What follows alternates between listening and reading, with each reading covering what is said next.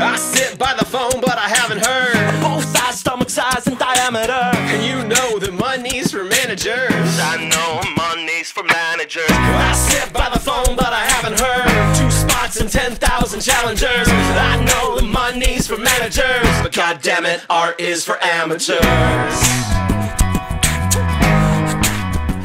Hey, welcome back to episode probably 3 of Jam Mechanics. My name is Matt. I am from the Narcissist Cookbook. With me, as always, is Garth. Hi, I'm Garth from Bug Hunter. Some people, my friends call me Bug. That's just why Matt won't call me that.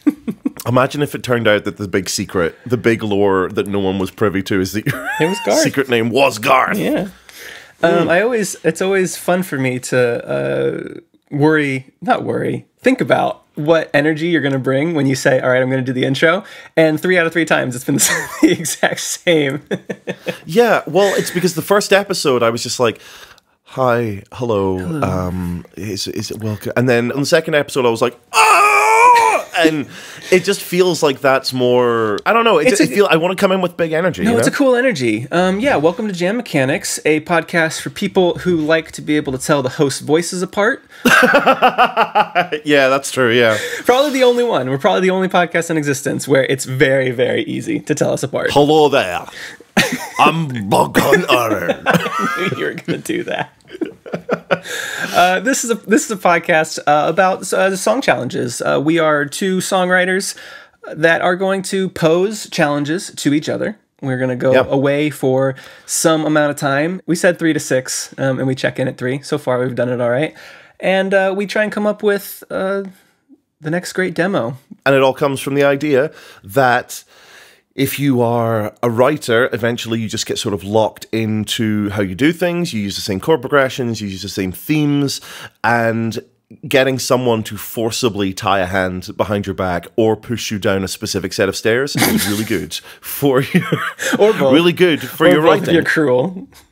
Yeah, and also having that time limit where the only failure state is coming up with nothing. Like the success state is coming up with something and finishing an idea. Do we have a emergent, like, break in case of emergency, in case one of us genuinely comes back after 3 hours and just says, I didn't do it. I couldn't do it and I didn't do it and I have nothing.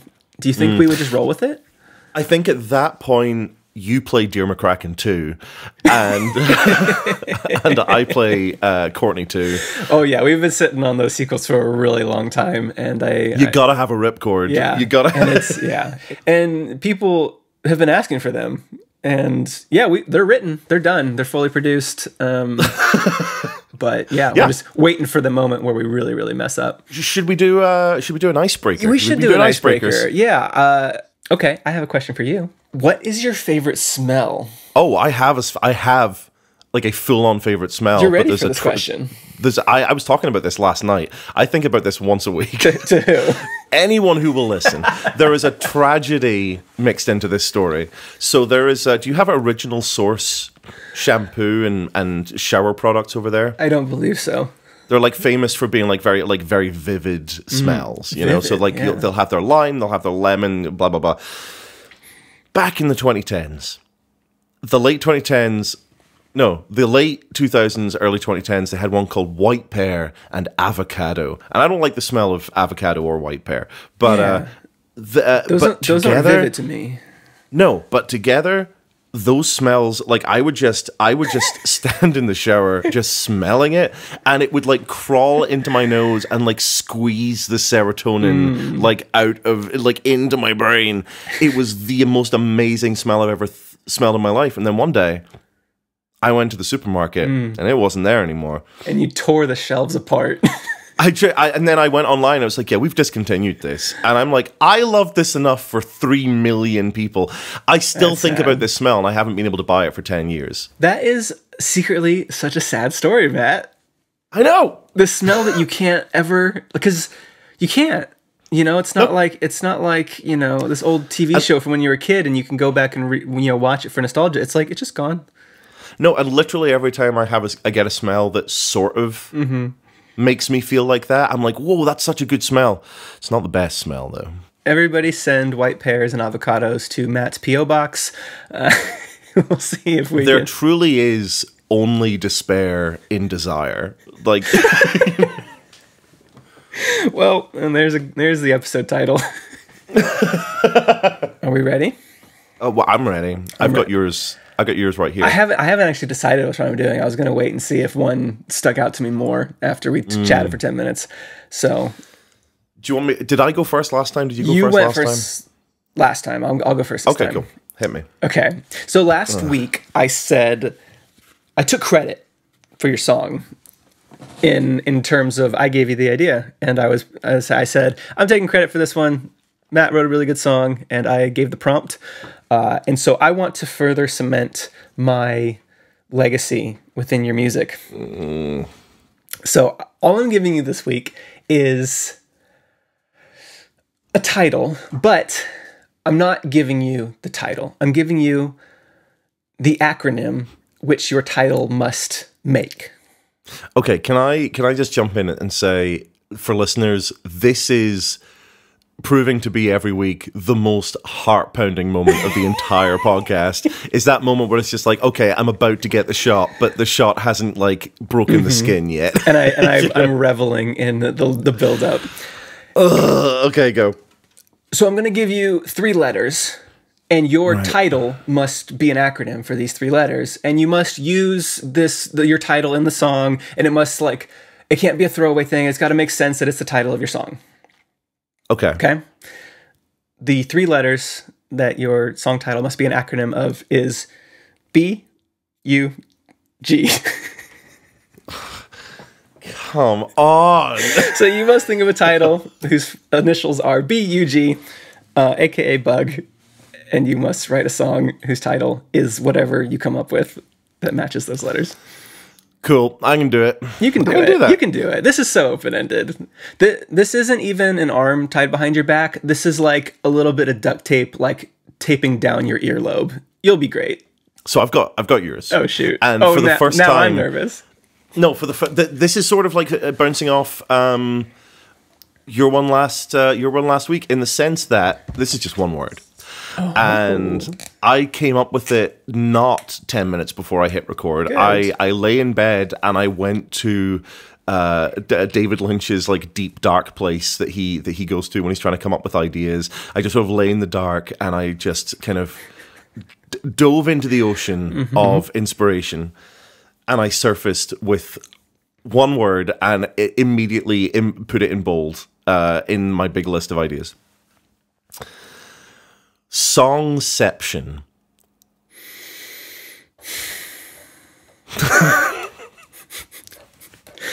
Now, Bug, you don't need to say Songception in the song Songception. I'm not going to. Okay. Songception. You don't need to explain it any further. No, I get it. Okay. I should maybe explain it to the listeners. Nope. No, don't. It's fine. In 2010, there was a movie called Inception, and you want me to write a song about it? I get it. Yeah, and it was the last good Christopher Nolan movie, I really want you to write a song about someone who's past their peak. Okay, Songception. Got it. Yeah, I can do that. Yeah. Okay, right. I'm feeling too confident. I don't want to like get into hubris mode. Let me ask you this before we take a break. Do you already have an idea of your song title? Fully no. Cool.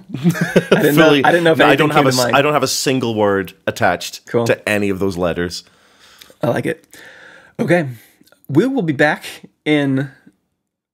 Well, it doesn't matter. It doesn't matter for y'all. We'll be back after the music in the middle. Cool. Brandon, the urinal gargoyle.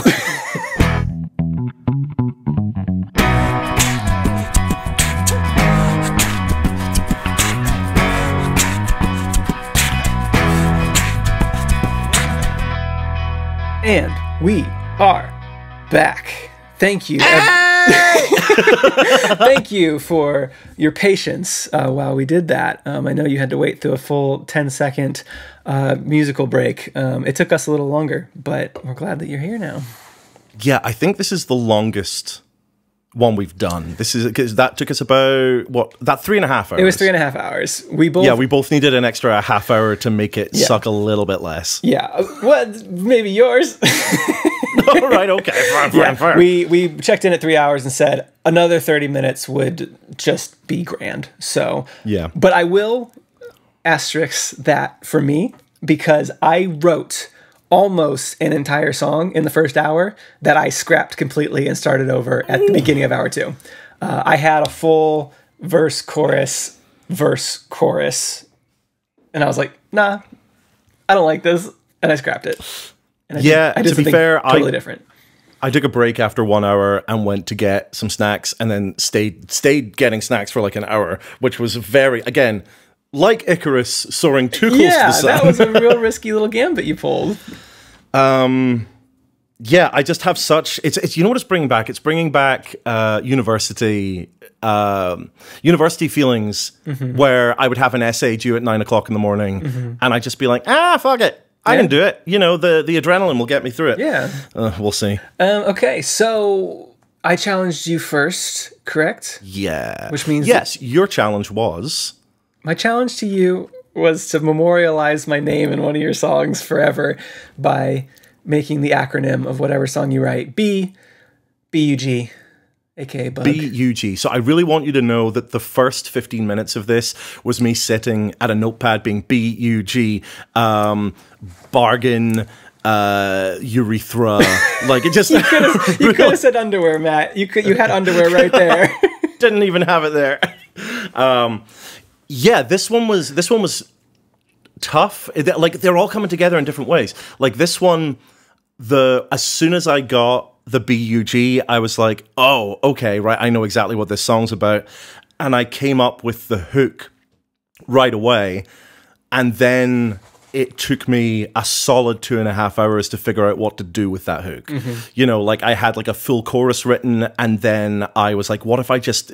There's an awful lot of this process is teaching me about really... When you're not sure something is working, but you're sure one part of it's working, just cut out everything else and just stick to the one part that you're sure is working. So this is a song structure in a couple of ways that I would not have come to organically. Okay. So I'm happy for that. Cool. Are you ready to take a listen to it? Yeah, I am. Do you want to just... Yeah, and you have not told me what the title of the song is. I know that the initials are B-U-G, but you have refused to tell me what the title is. So yeah, Matt did not tell me that before we started recording, and so we're all going to find out together. All right, I'm going to hit play in 3, 2.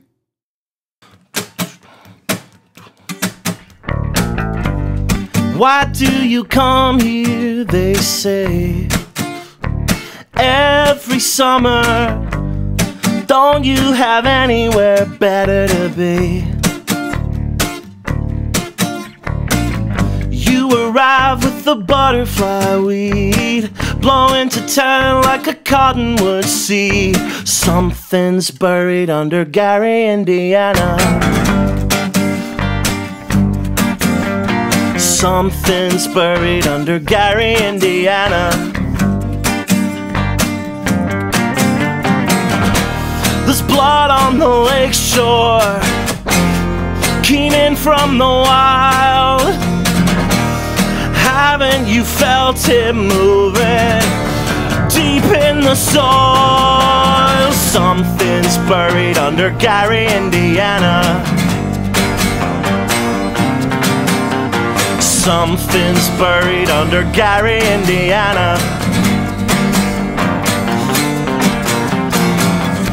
So I have been coming for years now, every summer, 'cause that's when the symptoms appear. Ask your friends about their prophetic dreams. Ask your kids about the shadows they've seen. Seems like everyone but you's got a feeling something's buried under Gary, Indiana. Something's buried under Gary, Indiana. It'll swallow the steel mills. The lake's gonna boil. Haven't you felt it crawling deep in the soil? Something's buried under Gary, Indiana. Something's buried under Gary, Indiana. Something's buried under Gary, Indiana. Something's buried under Gary, Indiana. Buried under Gary. Buried under Gary. I love it. Wait, Gary is in Indiana, isn't it? No, never heard of it. What are you talking about?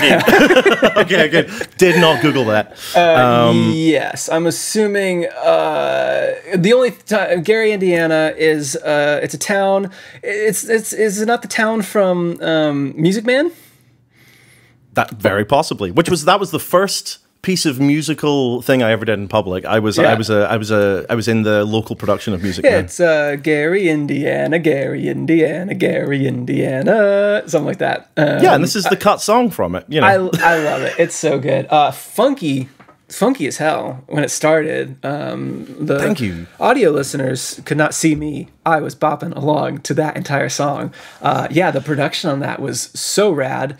Loved the Cthulhu-esque meets It kind of like vibes that I was getting. Just like this, yeah. I felt like that's what you were going for. Yeah, that's what like one of my stock vibes that I go to. It's like, what I don't know what to write about. Some sort of eldritch creature. So you had this notepad, and one of the things that you wrote was buried under Gary, and you were like, well, one of the things I wrote was buried under Glasgow. Okay. So this I was raised on like American music. You know, my parents weren't really that big into British music, but there was a lot of music. So it was a lot of like roots blues, country rock, and there is something about American town names, American city names that just feels different to British place names. And like Omaha for you. Yeah, well, exactly. Omaha feels magical. It feels like a little like fairy enclave. So I was looking at Glasgow and I'm like, this sucks. Glasgow is a city about 40 minutes from me. This sucks. I don't like it. And then I was looking at city names across the world, and I saw Gary, and I was like, Gary, Indiana. Of course, there's a creature buried under Gary, Indiana. There has to be. It's this imaginary township where creepy things happen all the time, and kids see shadows, and there's blood in the lake or whatever. So yeah, and every time I try and shake that, every time I try and write something about Scotland, it feels really insincere. So okay, you're gonna stick to the American city eldritch horror anthology. Yeah, exactly. That's where the big monsters live. That's where Lovecraft country is. Not in Indiana. You know, it's drifted a little bit west there, but you know. So are you going to let me away with something's buried under Gary, Indiana? Are you going to let me away with that? The rule is that this song is called Buried Under Gary, and I will not allow you to call it. You have sent me the lyrics is this weird heading that says something's buried under Gary, Indiana.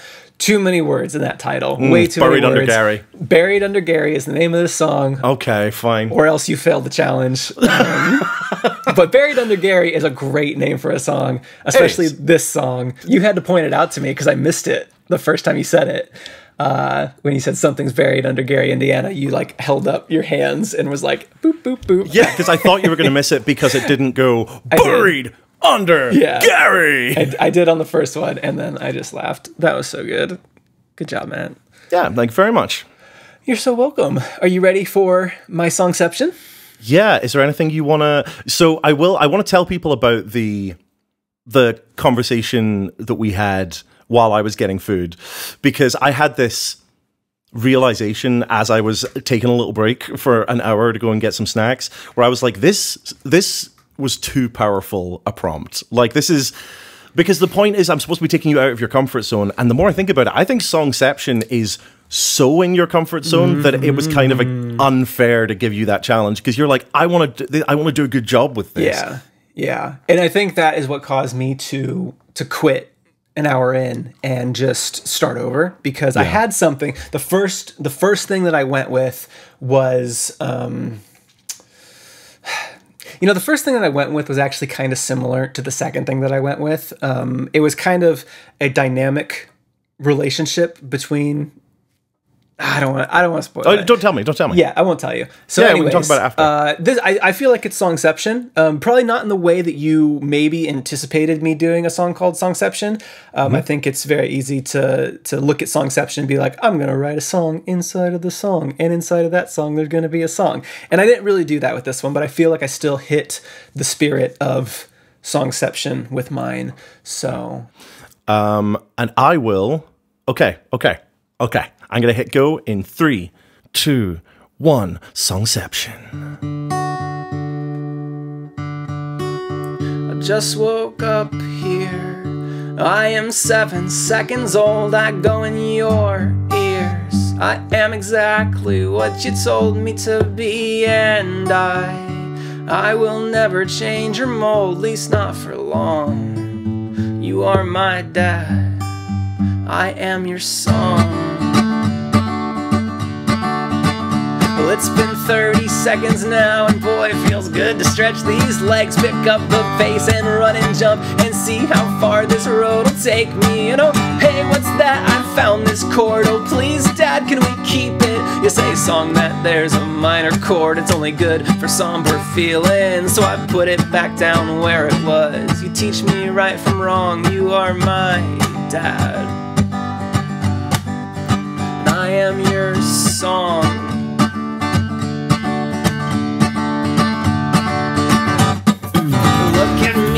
Minute in, and now I've found some friends. They back me up, they make me fuller, act as perfect compliments.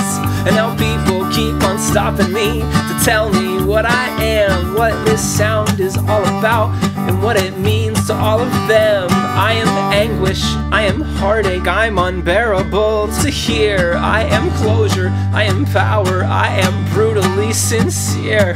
But Dad, you never told me I could make these people cry. I thought you brought me here so I could be something they like. You say you didn't mean it, never wanted this for me. I may not be the song you meant to write, but I'm the one they need, the one they need.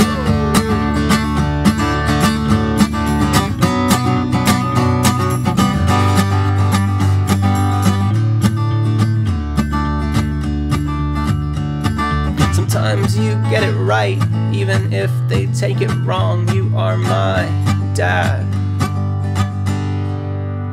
but I'm their song. I, on behalf of the listeners, am furious with you. Your love language. Yeah. I mean, like, that is partly me being furious at you just being like, that is such a good way to take that. That is such a good way to take that. Thank you. But I'm also furious because someone cried. Someone cried listening to that song. You know, it's just like there's a scene from one of my favorite shows called Community where one of the characters shows a pencil and says, "This pencil's name is Fred," and then breaks it in half. And they're just like, it's just like, see, I made you love it, now I made you cry. And it's just like, you wrote a song about songwriting, which is the most annoying, obnoxious thing that songwriters can do. Yeah. But I think that might be the best song about songwriting I've ever heard in my entire life. That's really good. That's not obnoxious in the slightest. Yeah, you know, part of me feels like it's too short. Part of me feels like it's too long. It felt perfect to me, like in terms of, it didn't feel like it outstayed its welcome. It didn't feel like it was scared of sticking around too long. It just felt like a song. Yeah. There's probably a third act you can take it to. There's probably somewhere you can take it to that you didn't. Yeah. You know, I think I kind of ran out of time in terms of like what, looking at like the big picture of like, you know, part 1, part 2, part 3 of this song. I really had to just kind of zoom after it because I wasted an hour on a different song. Yeah. And that song was upbeat and fast and catchy, and I didn't like it at all. so then I started with that riff, the beginning riff, that just very simple, whatever, like D chord riff that I was doing. And I was like, okay, this is kind of somber-ish. What is this? Because the first song that I wrote was a combative relationship between a songwriter and a song. It was like they didn't like each other. Or no, sorry. The songwriter didn't like the song. The song loved the songwriter like a puppy. And it just wasn't, I don't know. I wasn't feeling it. So I was like, well, I think there's a different relationship here between the song and the songwriter, in a very kind of death of the author kind of way, where, you know, you and I both know this. Songs get away from us sometimes with how our audiences perceive our meanings and our intentions and what the songs mean to them. You know, I have had people come up to me and tell me, this song means the world to me because of this. And I have had to say, thank you for telling me, you're welcome. And know in my heart that is not what I intended the song to be about. And I don't think there's any problem with that. I think that is I think there's been one time. There has been one time, I'm going to tell this story and you can decide whether we keep it in or not, okay, where someone came to me and said, we're going to play that song at our wedding. And I was like, oh, wow, don't. You have not listened to the song properly, the song was Good Love. And they... You know what? They actually messaged me the next day and they said, you know what? Thank you for telling me, because we did actually go back and listen to that song. And, you know, that would have been really bad, like bad vibes, bad omens. So thank you for telling us. We're going to choose another one of your songs. Yeah. But the objection crawled out of my mouth before I could stop it, you know, because usually I try and, you know, death of the author and all that. But in this one, I was so shocked. Yeah, the author sprung back up to life like a zombie and slapped the song out of their hands. I enjoyed writing this one. It feels good. I really liked my favorite part of the song is the first time I introduce a minor chord into it and I say, hey, what's that? I found this chord. Oh, please, Dad, can we keep it? Oh God, no, that was you. I am assuming that the microphone picked up my reaction to that. That was where I was just like, fuck you. Just fuck you. With the greatest affection possible. Because you're so right. These songs about songwriting are so annoying. But you know, I'm gonna do it the Bug Hunter way. If I'm gonna write a song that is, you know, it's if I'm gonna write a song about plot twists, I'm gonna write a song about plot twists. You know, I'm gonna do it, and I'm gonna go really big at it. And that's kind of what I felt for this one too. Is like, if I'm gonna do this songwriting song, I'm going to put some things in there that I love that justify themselves without just being part of a songwriting song. You know, I didn't want to do the trick too many times, and I think I even maybe went one too many of like being meta, you know. So I found this chord, please Dad, can we keep it? But then I also do the verse that really doesn't need to be in there, as far as like if I cut it, I don't think it would make a difference. Is but look at me a minute in and now I found some friends, they back me up, they make me fuller, act as perfect compliments. That's when the music came in, the bass and the shaker and everything. It's meta in the same way that, you know, in Safe Word, where I say find another key and then I change the key of the song, but it's not necessary. I think when I wrote it, I wasn't exactly sure where I was going to go from that point on, and now if I could go back and have some extra time, I would just cut it, and I don't think the song would really lose anything. Okay. Well, what another fantastic success. Good here job, at us. Here at Jam Mechanics Castle. We're just churning out the hits. Where we both live. Yeah. At opposite ends of this huge mansion.